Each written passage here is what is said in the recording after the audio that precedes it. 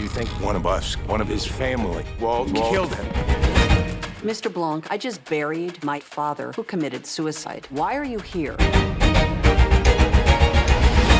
I suspect foul play. What is going on, guys? It's Sean O'Connell, the managing director here at CinemaBlend, with an early, spoiler-free review of Rian Johnson's new murder mystery film, Knives Out. We were able to see it at the Toronto International Film Festival, and I'm telling you all of the reasons why you need to put it on your radar for when the movie opens later this year. You know something. Spill it. Before we do that, though, of course, you're going to do me a favor and go down and hit subscribe, and you're also going to turn on your notifications because we're doing early, spoiler-free reviews like this all the time, and we want to make sure that you guys see every single one of them.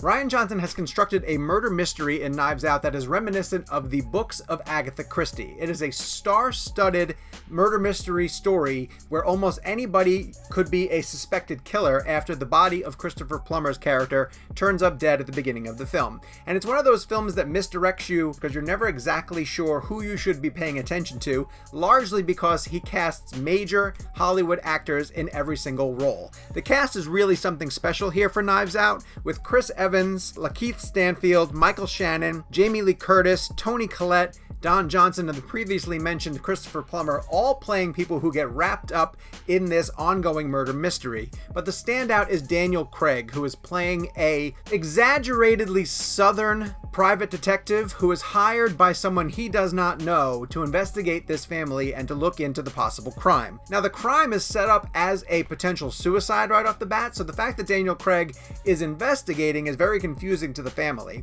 The family obviously wants to get involved in a large inheritance, as most of the people in a murder mystery tend to do, and so of course we're sort of going along with Daniel Craig's character as he's piecing the murder mystery together.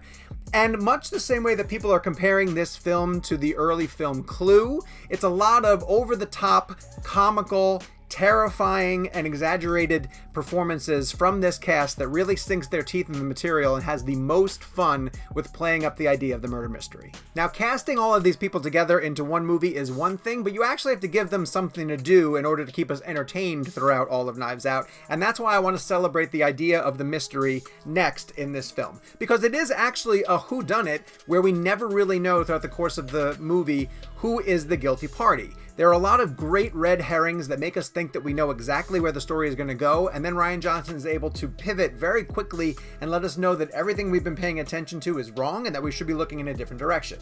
Here, I want to sort of avoid getting into any kind of plot specifics because anything that I reveal to you could be interpreted as a spoiler, and I really don't want to do that. But you should know that Rian Johnson has taken the time to write a really meaty murder mystery with a ton of surprises, so you're not just showing up to watch a glossy Hollywood A-list ensemble get together and have fun with some comedic lines. There's a true murder mystery here to unravel, so if you love diving into not just Agatha Christie novels, but really good paperbacks that you grab at the airport and burn your way through, that's the type of story that's told in Knives Out. Which brings us all the way around to the main reason I think you should see Knives Out, and that's director Rian Johnson alone.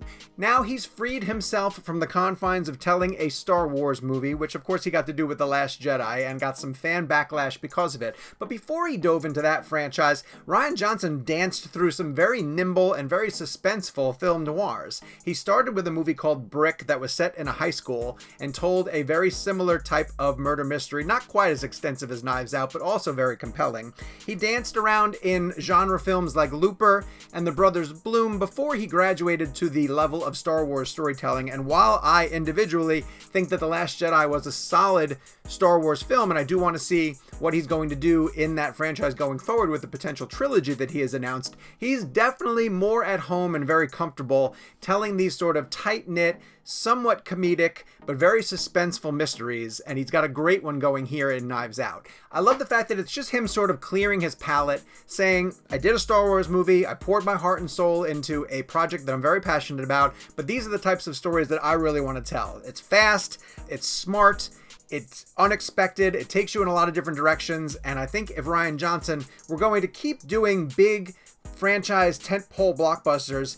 In between each of them, he needs to keep coming back to this genre because he's perfect at it. He does it really, really well, and you can tell here's where he's most comfortable. You gotta do this more often. If it sounds like I'm dancing around details, it's because to give away almost anything about Knives Out is to potentially spoil where the movie's gonna go. What I will say that if you want to see some fantastic performances by people who you would expect, from Chris Evans to Jamie Lee Curtis to Don Johnson and of course Daniel Craig as the detective, you're gonna get that out of Knives Out. But you're also gonna get a standout performance from Ana de Armas, who is fantastic in a role that, again, I don't really want to describe because I just want Knives Out to keep all of its delicious secrets to itself and you guys to discover them in theaters. Knives Out will be in theaters on November 27th, so make sure you go check it out when it's on the biggest screen possible. And before you go do that, go down and hit subscribe, turn on your notifications. We're putting entertainment content like this on CinemaBlend's YouTube page all the time, and we want to make sure that you guys stay up to date.